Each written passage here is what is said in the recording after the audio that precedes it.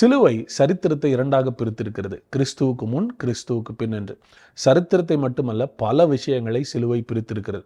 தேவனோடு இருக்கிற உறவிலே மாற்றம், ஆராதனையிலே மாற்றம், ஜெபத்திலே மாற்றம், எல்லாத்திலும் பெரிய மாற்றத்தை கொண்டு வந்திருக்கு. இன்னைக்கு உங்களுக்கு ஒரு மாற்றத்தை காண்பிக்க போகிறேன். அது என்னன்னா, உடன்படிக்கையில் மாற்றம். வேதம் இரண்டாக பிரிக்கப்பட்டிருக்கிறது, புதிய ஏற்பாடு, பழைய ஏற்பாடு என்று. ஏற்பாடு என்றால் உடன்படிக்கை என்று அர்த்தம். உடன்படிக்கை என்பது எதை குறிக்கிறது என்றால், ஒருவரோடு இருக்கிற உறவை குறிக்கிறது. அந்த உடன்படிக்கையை மையப்படுத்தி தான் அந்த உறவு இருக்கும். தேவனோடு இருக்கிற உறவு பழைய உடன்படிக்கையில் வேறு விதமாகவும் புதிய உடன்படிக்கையில் வேறு விதமாகவும் இருந்தது.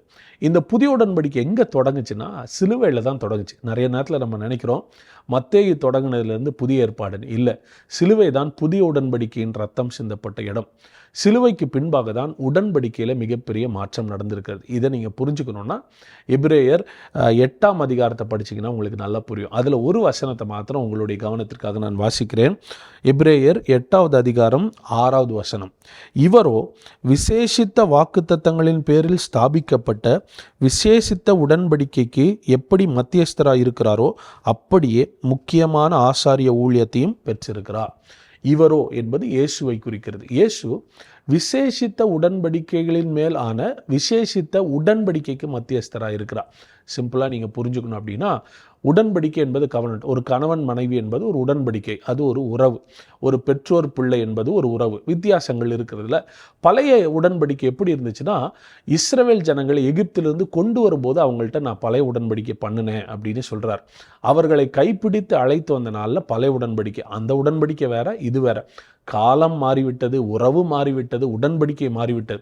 இப்போ இந்த சிலுவை தியானிக்கிற நாட்களில் நாம் என்ன நினைக்க வேண்டும் என்றால், ஒரு புதிய உடன்படிக்கைக்குள் நாம் வந்துவிட்டோம். தேவனுக்கும் நமக்கும் பழைய உடன்படிக்கை போல இது இருப்பதில்லை என்று வேதம் சொல்கிறது. பாருங்க, அவர்களுடைய பிதாக்களை எகிப்து தேசத்திலிருந்து கொண்டு வரும்படிக்கு நான் அவர்களுடைய கையை பிடித்த நாளிலே அவர்களோடு பண்ணின உடன்படிக்கையை போல இது இருப்பதில்லை. அந்த உடன்படிக்கையிலே அவர்கள் நிலை நிற்கவில்லையே, நானும் அவர்களை புறக்கணித்தேன் என்று கர்த்தர் சொல்லுகிறார். ஒரு கம்பேர் பண்ணுறாரு. அது மாதிரி இந்த உடன்படிக்கை இருக்க போவதில்லை. பழைய உடன்படிக்கையில் நிறைய கஷ்டங்கள் இருந்துச்சு, புதிய உடன்படிக்கையில் அதெல்லாம் சால்வ் பண்ணியிருக்கிறார். என்றைக்குமே ஒரு அப்டேட்டட் வேர்ஷன் வரும்போது பழைய வேர்ஷனில் இருந்த தவறுகள் எல்லாம் சரி செய்யப்படும். இந்த எபிரேயரில் வாசிக்கிறோம், பழையது பிழையாக இருந்ததுனால தான் புதுசு தேவைப்பட்டுச்சு, இல்லைன்னா புதுசு தேவைப்பட்டிருக்காது. நீங்கள் நல்லா தெரிஞ்சுக்கணும், சிலுவையை தியானிக்கிற இந்த காலங்களில் ஒரு புதிய உடன்படிக்கை துவங்கி இருக்கிறது, ஒரு புதிய உறவு துவங்கி இருக்கிறது என்பதை அறிந்து கொள்ள வேண்டும். அதில் ரொம்ப முக்கியமாக நம்ம கவனிக்க வேண்டியது என்ன தெரியுமா? விசேஷித்த வாக்குத்தத்தங்களின் பேரில் ஸ்தாபிக்கப்பட்ட உடன்படிக்கை. நம்ம பழைய ஏற்பாடெலாம் படிச்சிருக்கிறோம். பழைய ஏற்பாட்டிலே பயங்கரமான வாக்குத்தத்தங்கள்லாம் கொடுத்துருக்கிறா.